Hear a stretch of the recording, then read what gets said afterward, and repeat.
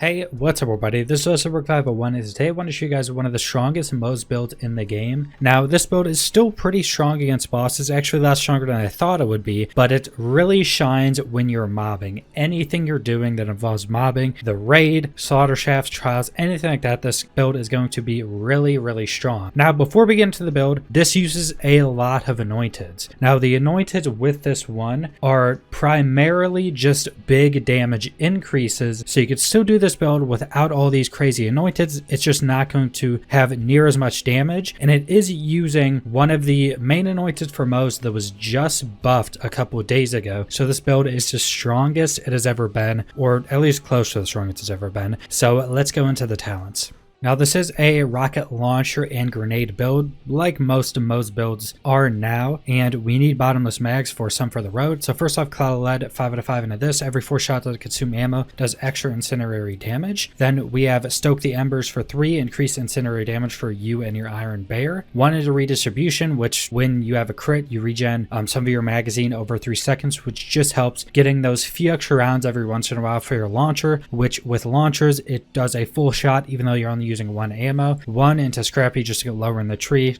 Little bit of handling. 5 scorching RPMs, fire rate, which does help with the specific launcher I'm using here. Critical hit damage and Iron Bear damage, all big damage increases. The Iron Bank, mainly this is to try to get to 5 rounds in the rocket launcher I'm using. So what I'm talking about is we're using Scourges, and if it consumes 4 ammo, or if you're using any of the other rocket launchers that are good with this build, you're going to want to have 1 ammo above what it costs. So say if you're using like a lump and it costs 5 ammo or something, you want it to have 6, so you can shoot 2 rounds before having to reload if you would have to reload. It just gives you a much better chance to be able to constantly shoot without having to reload. Next, we have the main talent of the build, Some for the Road. You gain infinite ammo for 5 seconds after you exit Iron Bear, and since we're using a weapon that doesn't have a charge time like the lump, like the Iron Cannon, you can get a lot of shots off in this 5 seconds. For our Iron Bear, we are using minigun with the exploding bullets augments, which is one of the strongest augments and weapons setup for Iron Bear. It does a ton of damage. You'll see the Iron Bear just soloing mobs easily. This also is super good because every round is explosive damage, so this can proc our means of destruction to give us ammo back, and it does heal the Iron Bear itself as well to keep it alive for its entire auto bear duration. Next, we have Demolition Woman. 5 into Fire in the Skag Den, does extra incendiary damage off splash damage. 3 into Grizzled, which when you kill something, it reduces your action skill cooldown time. This helps with having your Iron Bear up as much as possible, so you can get that infinite ammo for 5 seconds. 3 enemies of destruction, we have 6. I'll go over that once we get into the gear, but 3 enemies of destruction for your ammo regen. 3 into Pull the Holy Pin, so your grenades can now crit. 1 into Auto Bear, so your Auto Bear stays for 15 seconds after you get out of it. If you're staying at max shields with the topped off Guardian rank talent, you can actually get up,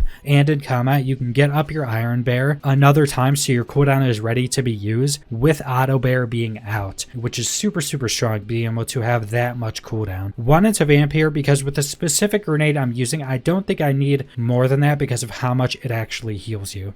Then the rest of the talents, Shield of Retribution. We have 5 in Armored Infantry for gun damage and damage reduction when your shields are active, which is pretty big buffs to yourself. Then 5 in a Drowning in Base. Now, if you want to be more tanky, you can go into this one, which is max shield and shock damage resistance. If you feel like you're dying a lot, go ahead, go into that. But I like Drowning Base, which gives you a stacking kill skill, which gives you 20% gun damage per stack. It does reduce your fire rate per stack, but this helps with the rocket launcher that you don't have a charge time with, because with the fire rate on the Scourge specifically, you can easily run out of ammo and have to wait a second for your ammo regen to come back up, and this reduces the fire rate with that massive damage increase, so it's overall pretty good. Then Experimental Munitions, which give you bonus incendiary damage when you crit. This is also for your Iron Bear, which helps us damage, because your Iron Bear, you'll see, does pretty good damage. So that's it for the talent, so let's go into the items.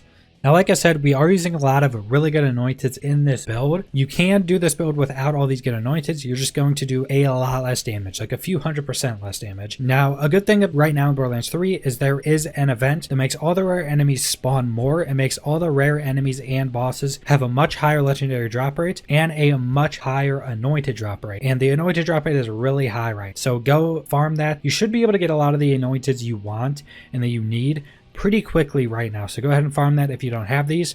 I'm using the Scourges, and I have all the best rolls on pretty much every element because I farmed these things so much in the past that I've just had them for a while. And this is the anointed I talked about that was buffed. After Xing, Iron Bear gained 160% increased splash damage for 18 seconds. Splash damage is all of our damage that we're currently doing, our grenades, our rocket launchers. And this was buffed from 120 to 160%, so a really big damage increase.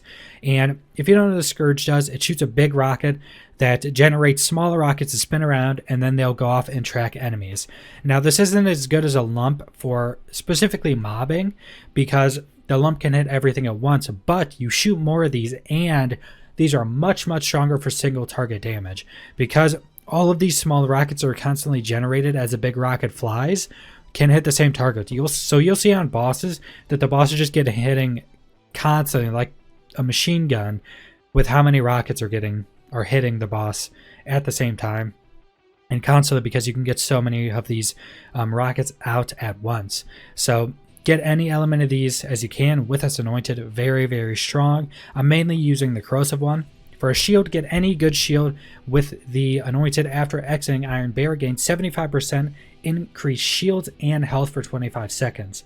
Now, you're pretty much always going to have this up, because with this build, with our Guardian rank topped off talent, you're pretty much always going to have an Iron Bear within 25 seconds. Also, what's good is after your first Iron Bear and you have this anointed procced, the next one will also get the 75% increased shields, just making sure your auto bear doesn't die in the 15 seconds it's out. Cloning Maddening Tracker for the grenade, the best Moze grenade in the game by far right now. It procs your Vampire a lot, procs Means of Destruction quite a bit as well, and if you can get to Onyx, just go end elemental damage for 10 seconds. That's super, super good. I have the Incinerator one, which is good because it synergizes with our talents, but I would like a few others if I could get them for other elements. This is super important. The class mod Baby Boomer, which is a non-legendary class mod. This is the only one that rolls Means of Destruction, which it can roll +3, can't roll 4 or 5, so just get as good as a Means of Destruction roll on this as you can. It's super important. None of my other stat rolls on this are very good for this build, but get the Means of Destruction roll. That's really what's super important. And specifically right now, I am using the Flesh Melter Victory Rush. This is a really well-rolled one as well. Not the best for the secondary stats, but a Flesh Melter is super good. It makes any corrosive weapon when mobbing incredibly strong, because you get, the 100% increased damage. And it's just super good, or I guess over 100%, 125%. It pretty much makes this as strong or stronger against any health type, just because you're getting 125% increased damage, so you don't have to switch to your other elements. The Victory Rush is really good as well. You gain movement speed of damage after killing a badass, which when mobbing, you're pretty much always going to have that up because it lasts for 60 seconds. So that is pretty much all the items for this build. If you want alternatives for the main weapon, you can use lumps. Those are very good. You can use hives. They're pretty good. Ion cannons are still going to be useful for this build. Probably one of the only mobbing builds ion cannons will be useful for, but I like the Scourge the most. So that's the entire build. I wanted to go back over this, do a build with the new buffed anointed on these weapons. Super strong, one of the strongest Moze builds in the game. So subscribe if you want to see more Borderlands 3 content. Leave a like if you liked the video. Leave a comment down below what you guys think about this build. If you guys have any questions about how this build works, where to get any of these items, leave it in the comments. I try to reply to everybody, and thanks for watching.